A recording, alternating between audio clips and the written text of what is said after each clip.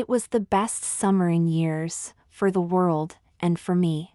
The weather was fantastic, the fish were biting, I had a good paper route that paid well, all the growing things were thriving, as if to make up for some disappointing years. And Ginny moved in for the summer. I rode my bike down the street, past the scattered houses in our rural town, to a trim little Cape Cod with a picket fence and a yard full of flowers. I parked my bike and ran through the gate and up on the porch to rap on the screen door. "Mrs. Williams, can Darren come out?" Darren's mom came to the door, wiping some freshly washed breakfast dishes on the hem of her apron. "Didn't he tell you?" she asked with a smile. "He went away to my brother's in Wisconsin for the summer." Oh, great, I thought. My only real friend, the only one who could save me from boredom. Now what? See, my last few years had been as disappointing as the weather and the crops. A couple friends moved away, and I didn't have any great talents to attract new ones. I was average height but a little over average weight, not too athletic, not too talented, not too self-confident. Darren didn't seem to mind, but the other boys and girls my age couldn't care less. There weren't that many of them anyway. I had just turned 14 that May. I would be in 8th grade that fall. We had a 7 to 12 combined junior-senior high school since there weren't enough students to split them up. I had been completely lost as a 7th grader, completely ignored. Mrs. Williams said, "Zach, are you listening?" "Oh yeah, sure," I lied. I was just saying that this was a house swap. My brother got Darren for the summer, and we got his daughter Ginny. "Come on out here and say hi, honey." A skinny little kid in a blue checked sunsuit shuffled slowly out on top the porch. She peered timidly up at me from under thick dark bangs. "Hi," she whispered, with a tentative attempt at a smile. She shuffled her Sketcher-clad feet. I noticed that her dark hair, brows and lashes made a dramatic contrast with her pale skin, and both set off a pair of startlingly blue eyes. The pale purple t-shirt she wore under her sunsuit revealed nothing of her age, but her thin arms and legs told me she was younger than I was, although maybe only a couple inches shorter. Hi," I replied. If you don't mind, can I ask how old you are? See, there's a shortage of kids my age around here." This time she looked me right in the eyes, with a warm smile. "Oh, I don't mind at all, I'm 12. And if you're feeling bored, well, I was just complaining about the same thing, wasn't I, Aunt Ruth?" Mrs. Williams nodded, with a smile of her own. "Why don't you two go find something to do? Ride bikes, or something?" "Great," she said and ran behind the house before I could get a word out. Seconds later she came trundling out a battered girl's bike that might once have been pink. She made a face. "I hate pink. It's so girly, and everybody expects you to wear it all the time." But we couldn't afford to ship my real bike, so Aunt Ruth bought this for me at a yard sale. Mrs. Williams added, "You know, there just aren't many kids around here, so it's hard finding any bikes for sale at all." It was the best I could do. Ginny ran up past me on the porch and hugged her aunt. "Oh, I wasn't complaining, you've been great. Great about everything." And she looked up at her with real affection. "So, where do you want to go?" I asked. "Oh, you know your way around much better than I do. Why don't you give me a guided tour?" I shrugged and started off toward the village. I was pleased to see she didn't have any trouble keeping up. "Okay, on your right that's Adams's, they have the oldest farm in the area. We pick fruit there, I love berries, and we pick corn too. Old Man Adams is fair with his prices, and his stuff is delicious." "Whoa," she exclaimed. "Is that a bull in his yard?" I chuckled. "Nope, just a cow. They do seem kinda big close up. I'd think a Wisconsin kid would know more about cattle." She looked at me and smiled. "They don't drive the herds down the streets of Milwaukee." That was partly what made this summer seem like fun, to see something other than the city for once. There on the other side is the town pond. The township owns it as a nature preserve, so there's lots of fish and turtles and frogs. You can see the ducks out there. I like to bring them breadcrumbs. How nice of you, she said. They must think you're their hero. Yeah, or at least their pushover, I replied. I pulled over beside the pond, and in seconds there were a dozen ducks paddling up to us, quacking loudly. They obviously recognize you. Ginny laughed. They ought to. If it weren't for me they'd be wasted away to nothing, I joked. Then I fished around in my backpack. Pickings were slim, just a handful of cheese crackers with peanut butter filling. I tossed one, and they all dived for it. Then I divided up the rest with Ginny and we took turns tossing until they were all gone. The ducks protested, but I just said, "Later, guys," while Ginny turned back and waved gently saying, "We'll be back." She then looked at me. "I should say I'll be back," she added. "You could have plans of your own, of course." I smiled back. "Your plan sounds fine to me." There wasn't much to see in town. The grocery, drugstore, gas station, school, gift shop and the Dairy Queen. "Are you thirsty?" I asked. She nodded. I ordered my usual chocolate milkshake, and she asked for a sugar-free pink lemonade. "Surely you're not worried about your weight?" I kidded as we sat on the picnic table outside the shop. She stared at me seriously, her pink lips made slightly pinker by the lemonade. "I like the way I look. Don't you?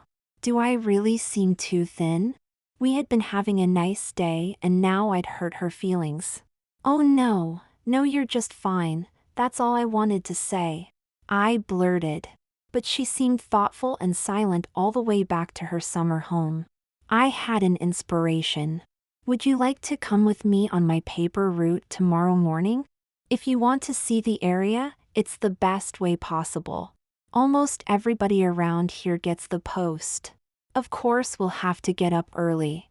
She nodded eagerly. "Deal." So for that morning and every other morning, rain or shine, we'd carry the papers around and I would treat here afterwards at the DQ. She got me to try the lemonade, and it wasn't bad. On a hot day it was especially refreshing.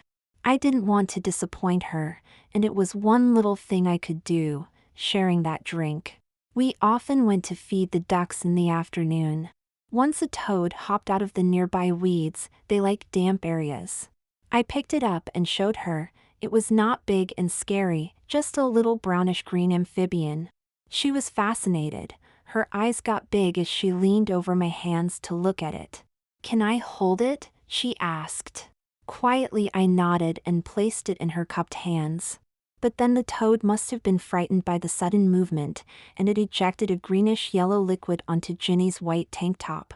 "He peed on me," she screamed, and ran to the pond and began soaking her front with pond water. It may have washed the stain away, but it was impossible to tell since her top was now saturated with pond scum and weedy muddy water. I couldn't help but notice, though, as her wet top clung to here, that she was actually getting something of a figure. Okay, she just didn't like to show off. That's fine with me. You could trust a girl like that. She would be honest, and not shallow or flirty. Next afternoon was super hot, so we went down to the town beach, on our lake. It wasn't big enough to attract tourists, maybe 5 miles around, but it gave us locals all the fishing, boating and swimming we wanted. She had a white t-shirt and pale blue shorts, but when we got to the beach she put those down on the sand with her towel and shoes. Her suit was dark green, with a black seaweed print. It fit her nicely. Something about the way the suit was bunched together in front, kind of puckered, made her look older, more filled out. I could imagine she was my age. She was a good swimmer, in spite of those skinny arms. It was all I could do to keep up with her. On the way home I noticed that even though she had toweled off, her shirt was still clinging to her. She wasn't a movie star, but she was definitely pretty. With her black hair getting curly from the water, her cheeks getting pink from our days in the sun, I wondered how I could ever have thought she was a skinny little kid. It seemed like Ginny was always thinking up new things to do, camping overnight under the stars, hiking, Climbing the rocky hill behind the lake, I'd never been so tired but happy. Later that week we were walking on the top rail of Old Man Adam's wood fence. It went on for a mile, but we didn't get that far. After maybe 15 minutes, Ginny began to wobble, and with a little shriek she started to lose her balance and fall. I was right behind, so I hopped down and caught her. She was scared, and clung to me a moment. "I thought you said you weren't athletic," she whispered. I answered honestly, I had motivation this time. "Besides, you've been whipping me into shape." She chuckled quietly.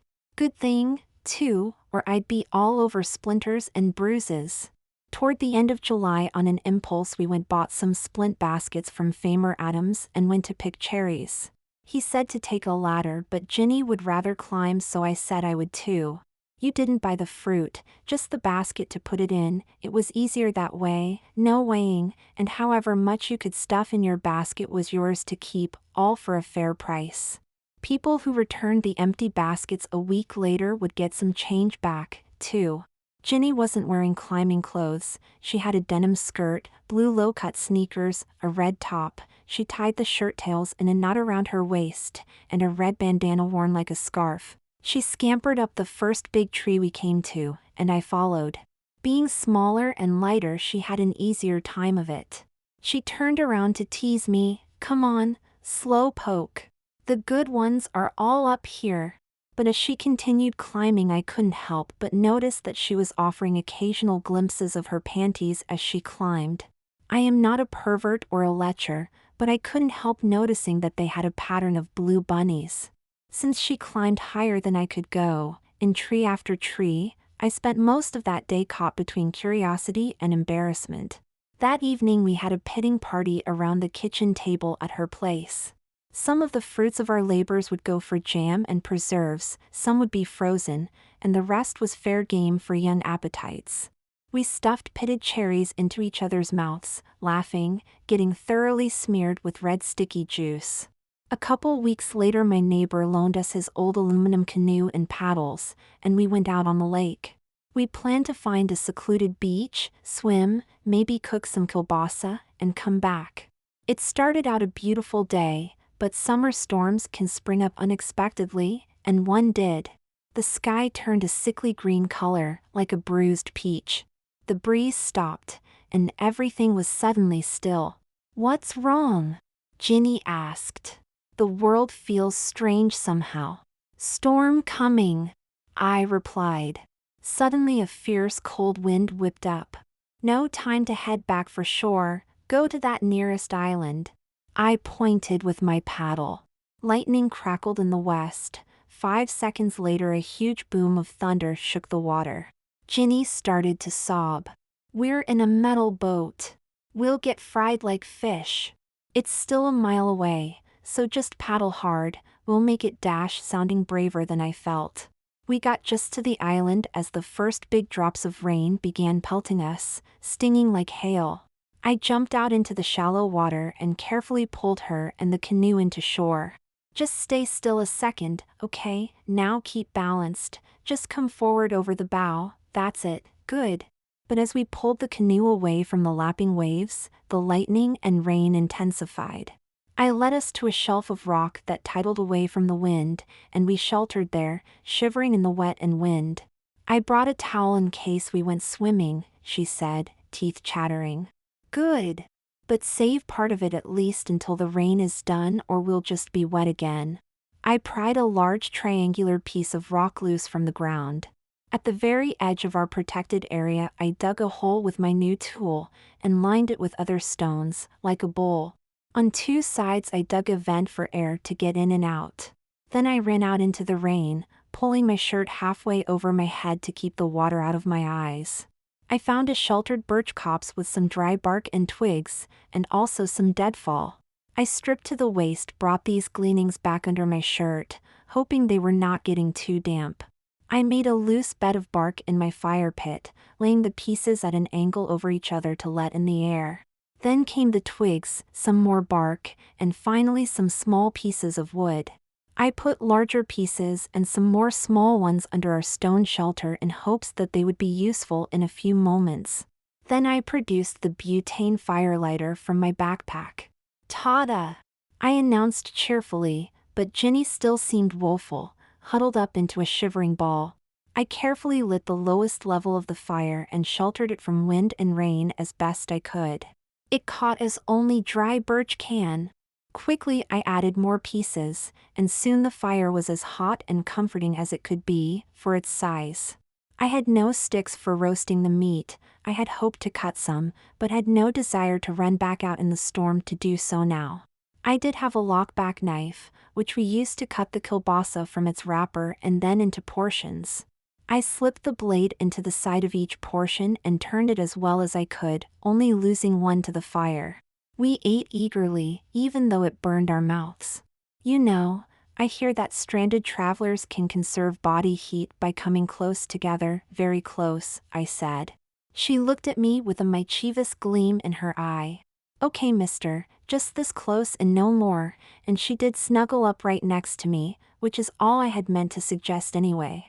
Did she think I meant something more than that? Beneath her drying clothing and swimsuit, I could feel every curve of her young body. Did I know what I had meant, truly? The fire outlasted the rain, and warmed us thoroughly. Now, after the heat and sausages, and exertion, we were thirsty. Ginny had brought a large neoprene water bottle which we shared. "You first," I insisted. She drank deeply and passed it to me. I noticed a pinkish-purple smudge on the rim and tasted it. Raspberry. So that was the flavor of her lip gloss. I smiled. She caught my expression with a sidelong glance and said simply, "Well, you did tell me you liked berries." That became our joke for 10 days, me liking berries, until of course we just had to go berry picking at the Adams farm. There was no avoiding it. We got our fingers thoroughly scratched on the briars, and poked berries into each other's mouths like we had done with the cherries. Ginny seemed to be unable to stop giggling, which meant that instead of going into her mouth many berries got smushed on her lips. "Wait till your aunt sees you, you're a mess." I hooted. "I know the answer for that," she grinned, and surprised me by standing up on her toes and kissing me full on the lips. I was too startled to know what to do, and began to topple backward. I grabbed onto her, and we fell down together. I was speechless. "You did say you loved berries," she teased. I said nothing, but held her to me, and returned the kiss, deeply, longingly. Next day after the paper route we were again at the DQ as usual, sipping our lemonades, when a couple girls from school came by, Holly and Melanie. "Hey, you two have become quite an item," they teased. We both blushed, but they went right on. "So of course you're going to the Summer's End Gala next week?" I looked at Ginny and said nothing. The gala was a big event for cottage owners mostly, held on the deck of a restaurant that overlooked the lake. It was a dance, with a live band, and food. High schoolers went there too, but I never did. Maybe I should have suggested it. It had never even occurred to me. "Oh," stammered Ginny, "I never considered it, didn't even know about it. I just came here for a country vacation. I've got nothing to wear. I haven't even touched my hair all summer." The girls winked at each other and nodded. "We're glad to see Zach come out of his shell. You've worked some kind of charm on him, Missy. If he doesn't ask you, you should ask him. And if you don't, one of us will, 'cause he's turned into a stud. Don't worry, we'll help you get ready." I looked down at myself. My shirt was open to the waist. I was tanned and muscled. After a summer of chasing around with Ginny, and no milkshakes, I wasn't the same person I used to be. "Ginny?" I faltered. "Would you?" She put her arms around my neck and gave me a little kiss while the girls giggled. "Deal," she grinned. "But these new friends will have to live up to their promise."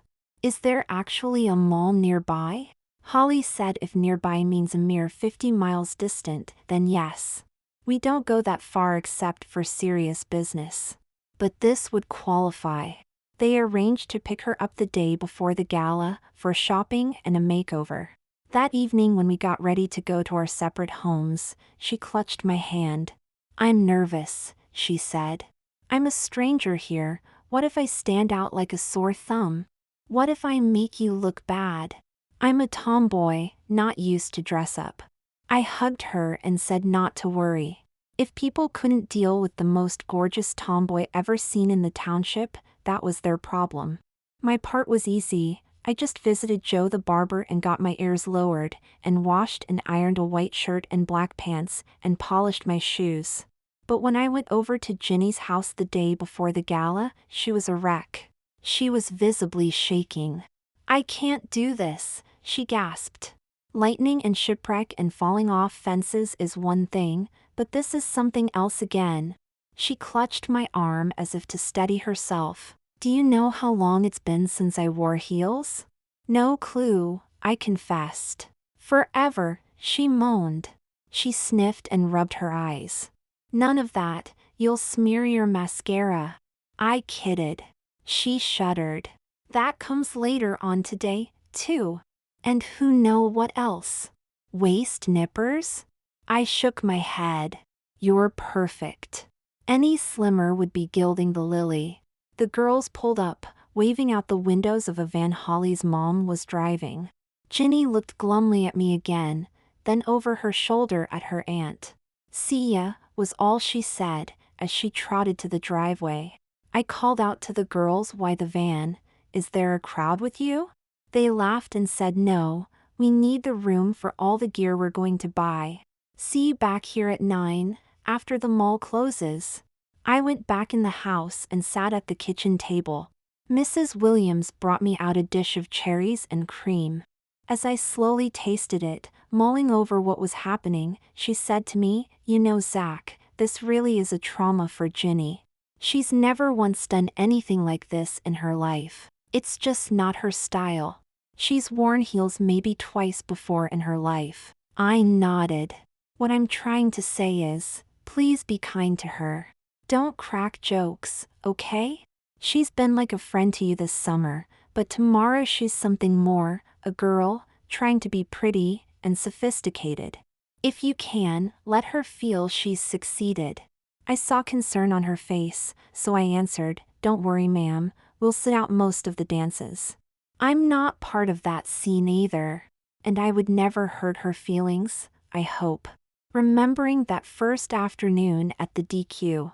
"I promise, I will do my best to be a perfect escort." She patted my hand, saying, "I'm sure you will." Rather than go home, I waited around there until well after dark. It was warm, so I went out on the porch. 9 o'clock came and went, and I started pacing back and forth. With horn tooting, the van swooshed into the driveway and some girls got out. They were dressed in what I would call casual chic. One had a short-sleeved white pantsuit in linen, one a lime green A-line skirt, a wide white belt, and a green and white patterned blouse with low white collar and cap sleeves.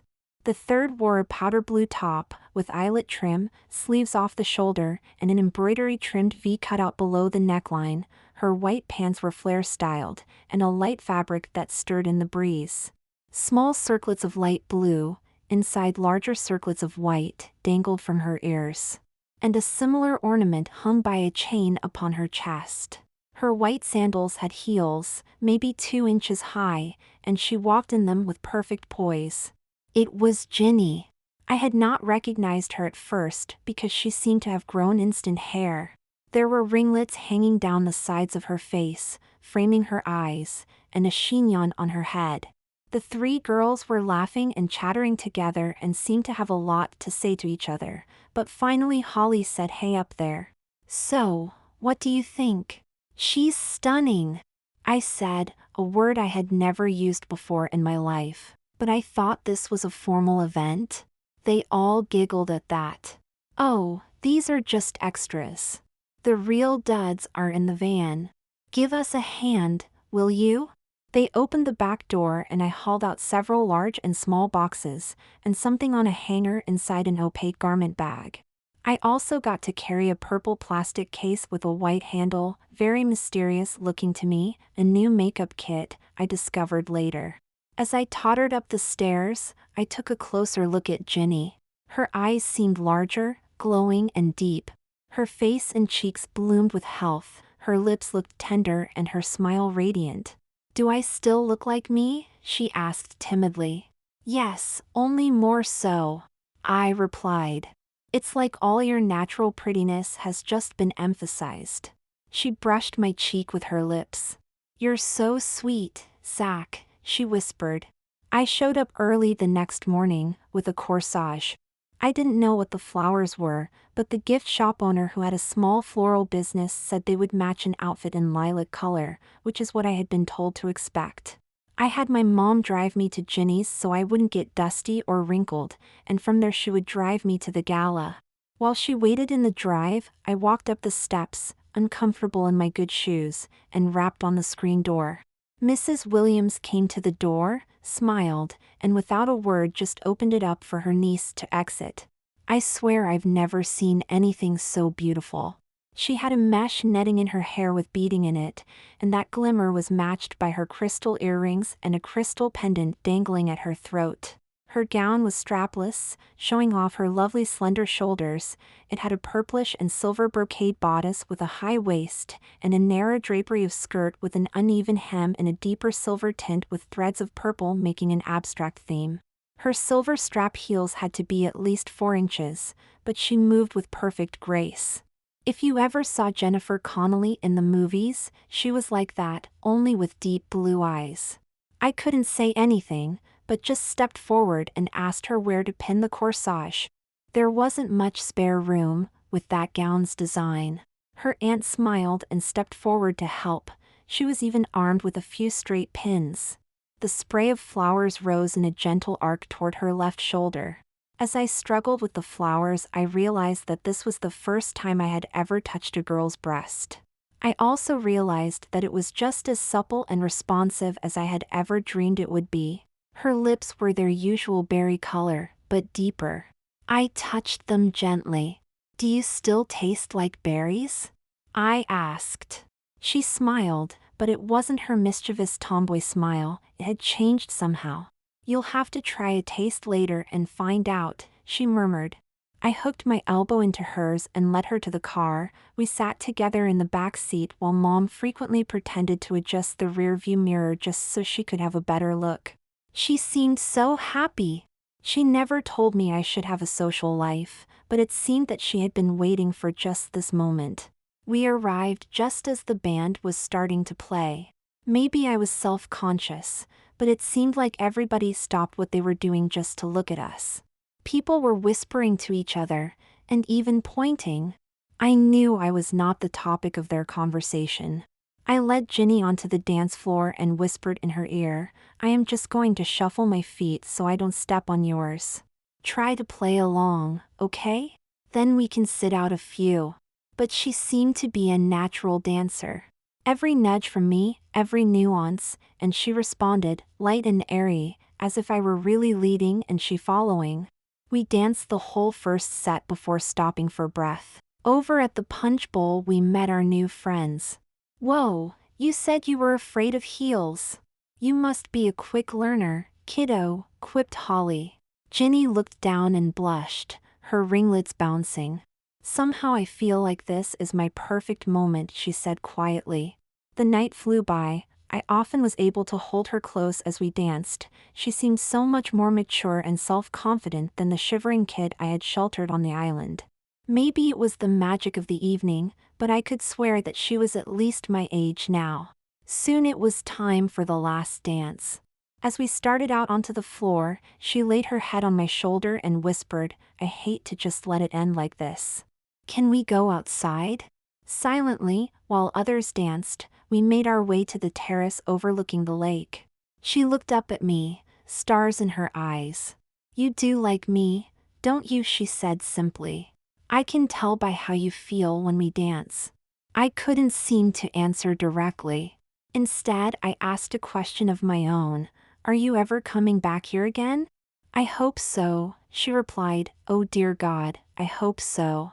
She didn't have to stand on tiptoe to kiss me in those heels. I crushed her to myself, smothering her corsage, and kissed her more violently than I wanted to. There was just so much feeling, I couldn't stop it. Her lips pressed back on mine, and I probed her mouth and swung her around in our own private dance as my hand went lower on her back, pressing her into me.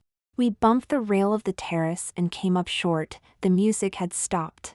People inside were looking at us. I let her down gently but couldn't let her go. There were tears in her eyes, like stars. "I won't ever forget you," I promised, and I never have. She grinned her old impish grin and said, "Of course not. What's my space for anyway?" Next day she had removed her hair extensions and was in sneakers again, and we had one more wonderful week before her aunt drove her to the airport. I tagged along to say goodbye. She did give me one reluctant last kiss, and then turned and went through the metal detectors and onto the concourse where we could not follow. She looked back once, waved, and then was gone. We visit online sometimes. She does have a web page and MySpace, and I look forward to those times. We have both gone out with other people since then. In fact, I have somehow attracted a cluster of girls I never even knew existed. But of course it's not the same, it never could be. This summer coming she has a job, but maybe next summer she'll be back. I'll be 16 and she'll be 14. What changes will 2 years bring? Ginny made her way deliberately through the crowd at the gate until she was well out of sight of Zach and Ruth. Then she veered off toward another queue and then another, eventually ending up at the baggage claim and from there to an exit. She hailed a cab which took her to a nearby motel. She already had her room key, so avoided the desk and entered her room, locking the door behind her.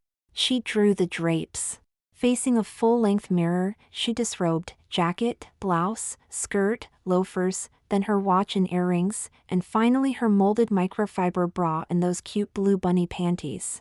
She stood there examining herself. Cute was maybe the right word, maybe potentially pretty, a girl growing into her teens, starting to get a figure. Not a knockout by any means, but cute. She let out a long sigh.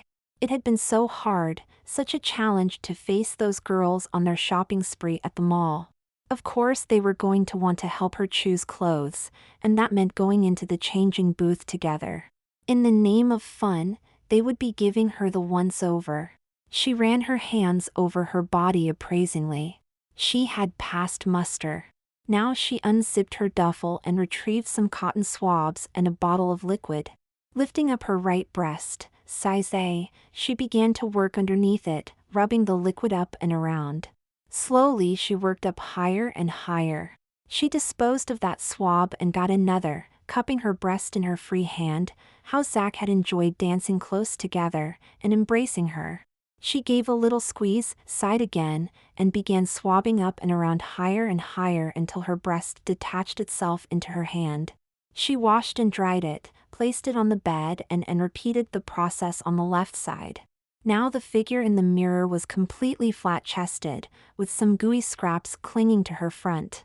She scrubbed those with a washcloth and soap until nothing remained, nothing at all, just a blank slate of bare flesh. She procured several more swabs and began working on her crotch, starting at the back and working forward, lifting up and out, until her vagina also came loose in her hands. She washed and dried it and laid it beside her breasts.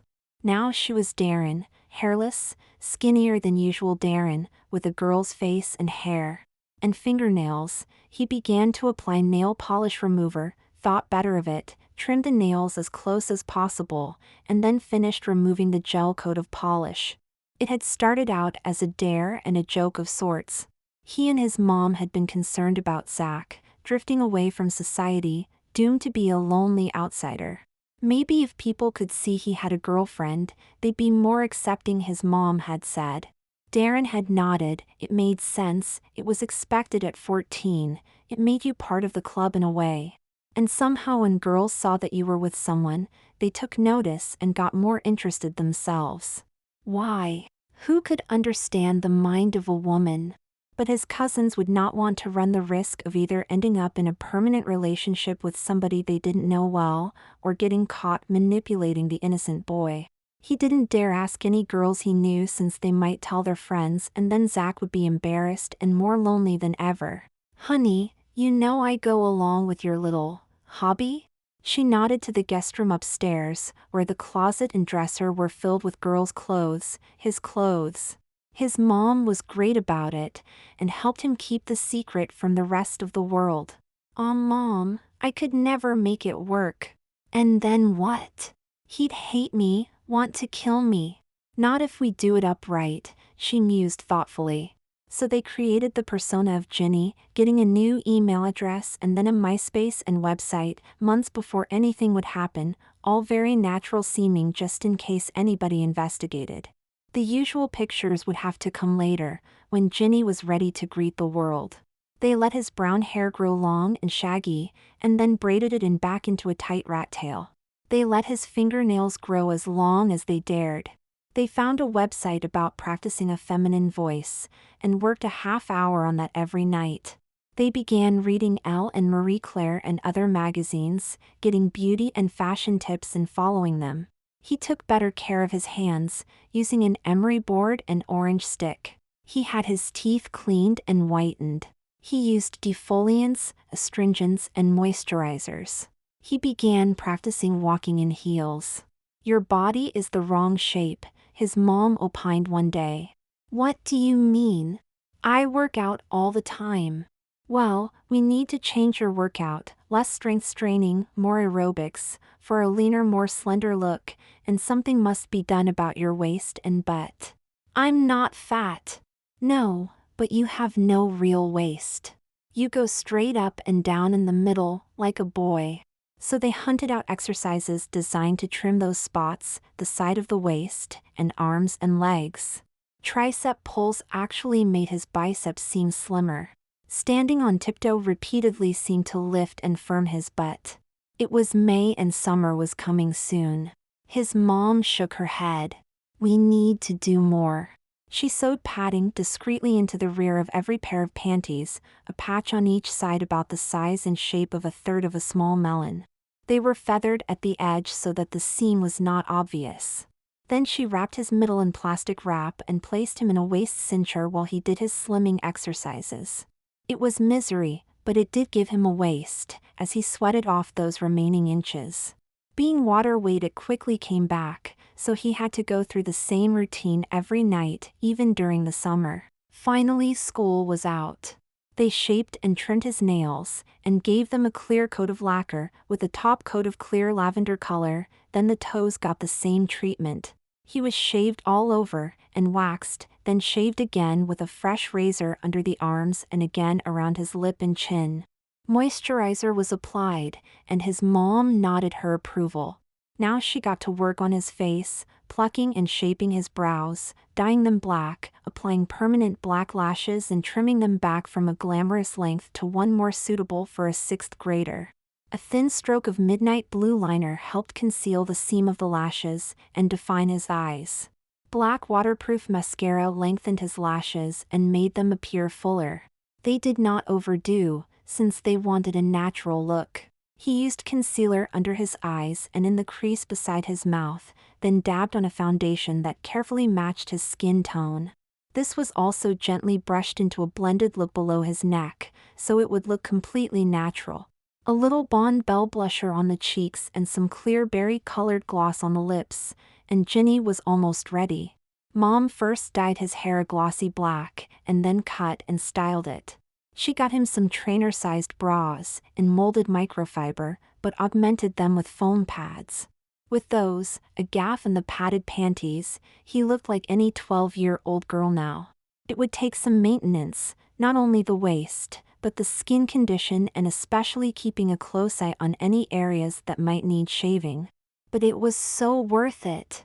And at first it was pure fun, just like RP. He enjoyed being Zach's new friend, drawing him out of his shell, casually flirting. Boys really were slow to take notice, weren't they? Grabbing opportunities to show off a wet, clingy shirt, give Zach a glimpse of panty, wait till he's near to fall from the fence, all perfectly innocent. And Zach had been magnificent, generous, kind, brave and resourceful, almost perfect. Which was how things got complicated. Ginny got carried away, the kissing got more intense, she didn't want to hurt him and in fact she wanted to make him happy. Then came the gala. The girls would see, they would know. Mom and Ginny made a mad dash to a discreet store several miles beyond the mall and bought the prosthetics they would need, along with medical adhesive and flesh-colored latex. It was risky, but a chance they would have to take. Ginny had been truly nervous when she had clung to Zach that time, but not over wearing heels. It was about showing her body to the girls. But it had worked out beautifully. Zach could barely control himself. If he had been old enough to drive, there would have been some heavy petting later that night. And now he was a handsome, buff, well-known young man, and word was getting around. Darren went back to the vanity and removed the deep blue contact lenses and placed them in a retainer. Then he carefully and painstakingly removed the lashes and scrubbed and scoured his eyes above and below until he couldn't see for the tears. It stung. He dabbed peroxide on his brows to bleach them, and then penciled in his natural color and outline. He hoped he had done well enough until his mom could work on them. Soon enough, they would grow back in. He then scrubbed his face, neck, and lips. He dropped to the floor and did 30 push-ups. The workout routine changes now, he announced to himself. Finally, standing over the bathroom sink, he cut off his lovely black hair and then shaved what was left. He was now a skinhead. After disposing of the remains of his hair, he took another bottle out of his duffel and carefully applied sunless tanning lotion all over himself, even on his head. It would cover up traces of makeup and make a contrast with pale Ginny, who had worn SPF 50 sunblocker all over herself every day. He was careful not to leave any dribbles or smears. This stuff was not as orange-y as most. It looked reasonably like a real tan. He then covered the hole in his right earlobe with tan-colored latex and when it dried coated it with some extra tanning lotion. Then he placed his old small gold ring in his left ear, the ring he had always worn. Jockey shorts, crew socks, baggy jeans, Red Sox baseball cap, Sox ball cap, D-Wade sneakers, sunglasses to help conceal the brows, and he was ready to face the world as Darren again. He wrapped the prosthetics in a motel towel and emptied the duffel on the bed, then he turned the duffel inside out, revealing a contrasting color. He refilled the bag, carefully searched to be sure no items, other than his hair, had been left behind, and called his mom on the phone. He dropped off the room key, called a cab, and was at the airport greeting area to meet his mom and Zach when they arrived. He tossed his bag in the trunk and got in beside Zach. "Hey, you look different somehow," Zach exclaimed. Oh, thought Darren. "Yeah, it's your head. What happened to all that hair?" And he grabbed the ball cap off Darren's head. "Help! You're a skinhead. Man, are you ugly?" "Yeah," Darren shot back, in his usual husky voice. "Well, maybe I just wanted to fit in with you. You're no poster boy." "Says who?" Zach punched Darren's shoulder. "Says me and the world." Punches were thrown back, and the boys tussled vigorously enough to rock the vehicle. "Hey, stop that. What do you think you're doing back there?" asked Mrs. Williams. "Aw, Mom. You know what they say," grinned Darren. "Boys will be boys."